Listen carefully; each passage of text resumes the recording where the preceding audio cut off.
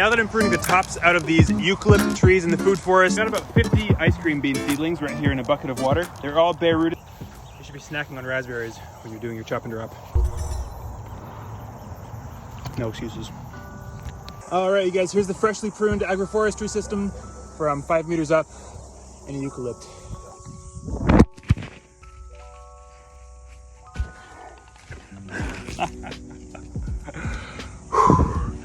So good. Plant some trees, you guys. Dead ass. Like, just go start planting an agroforestry system. You don't need a lot of space. Just do it. Hey girl, just do it. Just plant an agroforestry system. It's good for your soul. It's good for the planet. It gives you food. Creates a nice playground. Creates a nice habitat. It's fucking awesome. Just do it.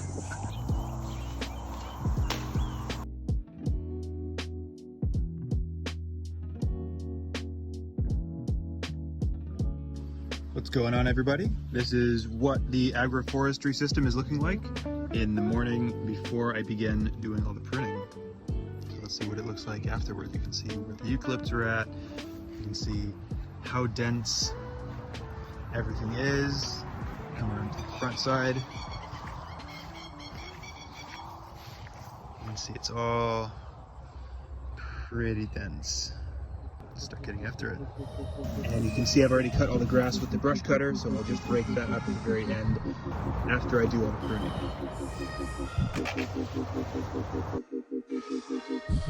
First eucalypt, apical cut. Awesome.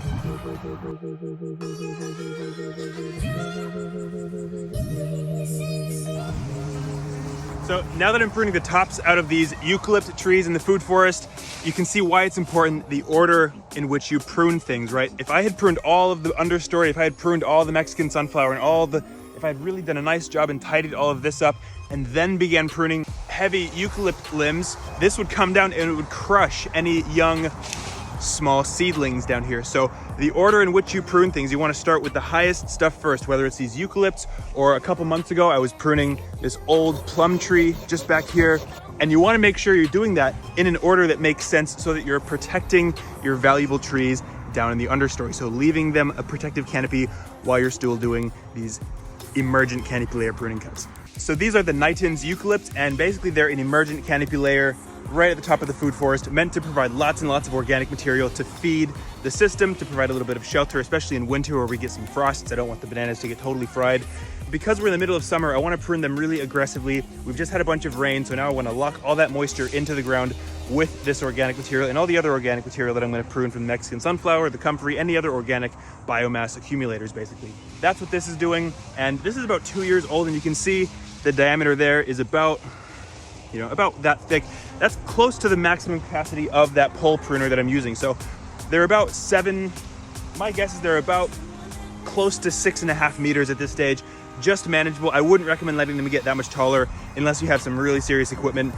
The pole pruner is like $200 from the shop, and it really lets you manage the eucalypts at quite a nice level, allowing growth for the bananas to come into the understory. So there you go, 2-year-old eucalypts, Nitens, fantastic. Another thing I want to point out about pruning these eucalypts as organic material, I want to let them keep resprouting from here, so I don't cut them right there where there's no branches for the resprouts to come from. I want to leave a number of branches and I want to bring them in tighter to the tree. You can see I took the top out, but then I started compressing the branches inwards, and that's going to offer a lot of resprouting opportunities so that the tree keeps growing from here. I don't want to cut it here because then it will just resprout all down the trunk and it'll be all funky.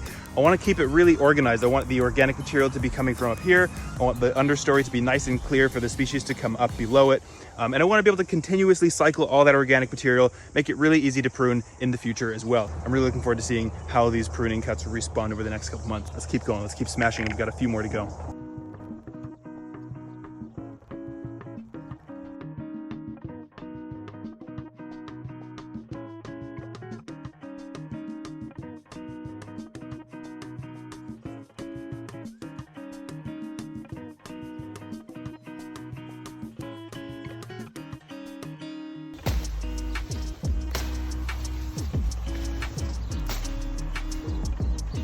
This is so satisfying. It's one of the most enjoyable parts of growing a food forest is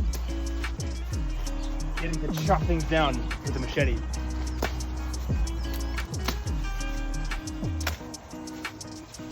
Even if you're not interested in the actual food itself, just grow a food forest to play with a machete. That's reason enough. Then the food is just a bonus. The extra wildlife, the habitat you're creating, and the soil building, the carbon sequestration, and the delicious snacks, and the beautiful aesthetics of it. That's all just bonus. If you just want to play with the machete, that's fine. Start a food forest just to play with the machete. Everything else is just a nice bonus. Do it safely though. Kevlar glove, cut proof, and a good machete. You know where to go.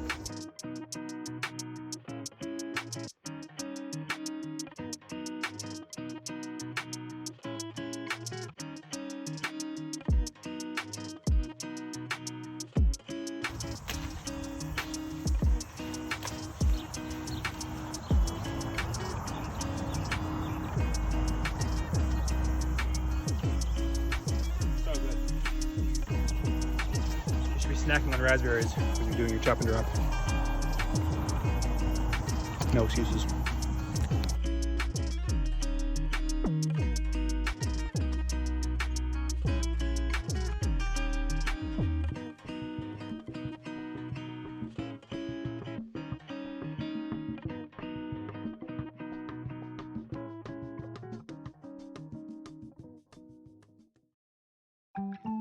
So when I'm taking the tops out of these eucalyptus, I want to organize this organic material so I can easily feed it to the tree row, the bananas, and you don't want it to lay like this, right? Because if I chuck this on the ground, it doesn't lay flat, and you want it to really lay as flat as possible. You want it to be in as much contact with the soil as possible. High moisture retention is going to start that decomposition process rather than being suspended in the air.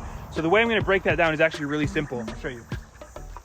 Because it's already quite organized, I don't want to de-organize it. I don't want to just like wildly hack at it with a machete. So I want to keep it as organized as possible, which basically means taking it right at the collar where it meets, where each of these branches meet the trunk. So it's super simple. Basically just going to run the machete straight down the tree, right? Straight down the branch.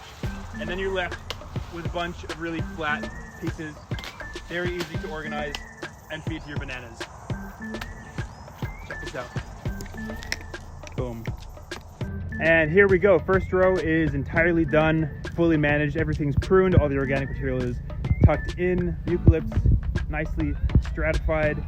All the organic material on each side is done. Basically, I went through and I placed all the really rich stuff, like the Mexican sunflower, armfuls of it around each of the bananas, and then the rest of it just got raked up against the edge. And that's going to draw, it's going to keep the kikuyu and the grasses from coming in. It's going to retain the moisture in kind of a ring around the tree line.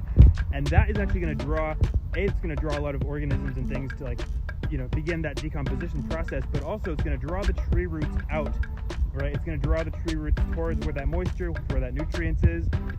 So that's really cool. It's awesome to see what this freshly pruned agroforestry system looks like. It's absolutely beautiful. Getting those apical cuts finally taken care of feels really nice.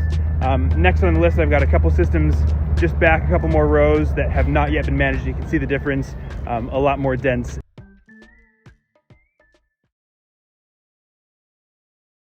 So you can see here all this acacia pruning material is coming off of these two trees. This is the brush wattle right here, and then this is I think this is a black acacia, both 2 years old, maybe close to 4 meters. So using the combination of the pole pruner, using secateurs for the little stuff, and then the folding saw, and really just kind of keeping it open, trying to keep a nice structure to climb long term. I think I'll be able to climb it next year once it's a little bit more sturdy, climb up into the canopy and start pruning from up there. So just making sure that in the next few pruning cycles, I still have places where I can come stand and rest my feet and be able to climb up into the canopy to manage. But they're doing really well. Nitrogen fixers, putting on lots of growth. Fantastic stuff. And look at all this rich organic material that will bury beneath some grass. Beautiful.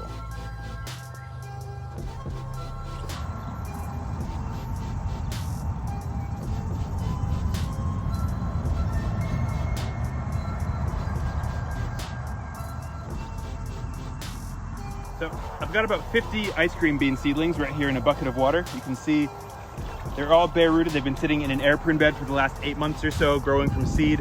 And because I've just been doing all this pruning in the food forest and the agroforestry systems over the last few days, now is the perfect time to be incorporating and adding any tree seedlings that I want in the food forest, right? You can always put seeds in the ground. You can always put seeds in your food forest at any time. It's just when you want to put a tree seedling in or a cutting that you've got, you want to do an intervention. You want to make sure you're pruning, that light is coming down to the understory, and all that growth hormone is already in the soil happening from the established plants. So that's what I'm doing, one plant species at a time. I've already done a bunch of yellow passion fruit this morning. I'm going to go through now and there's probably about maybe 50 Inga beans, ice cream beans in here. I'll do Cherimoyas next, white Sapote. I got a few things here and there. So basically, wait till you're doing interventions, then go add your seedlings. Let's see what that looks like.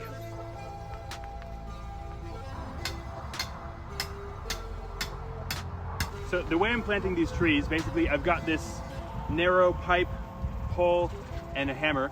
And essentially, I'm picking a spot. So I'm putting it between this loquat and this eucalyptus because there's nothing here. And there's maybe like a 15 centimeter gap between them. So that'll be a nice spot for this Inga bean. And basically, I'm gonna minimize the soil disturbance by putting that pipe down and essentially just hammering it in. Not being too careful about the loquat leaves. And that's gonna minimize any soil disturbance. We're not gonna turn soil over. We're not gonna even scoop anything out. We're literally just gonna hammer just a narrow hole. And because our tap roots are nice and easy to slide in, we'll just stick that straight in there, compact it around the new tree, close it up, boom, done.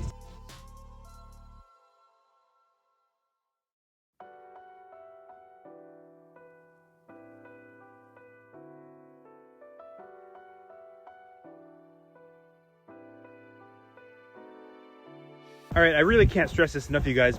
If you're trying to grow a food forest, especially if you're trying to grow a big one, then growing things from seed is so important. Collecting seeds, finding local trees and collecting those seeds and growing them in your food forest, whether that's in an air prune bed first and then putting them in like I've done today, or just directly in the food forest. Because let me tell you, I just planted 50 ice cream beans and they were all about this big.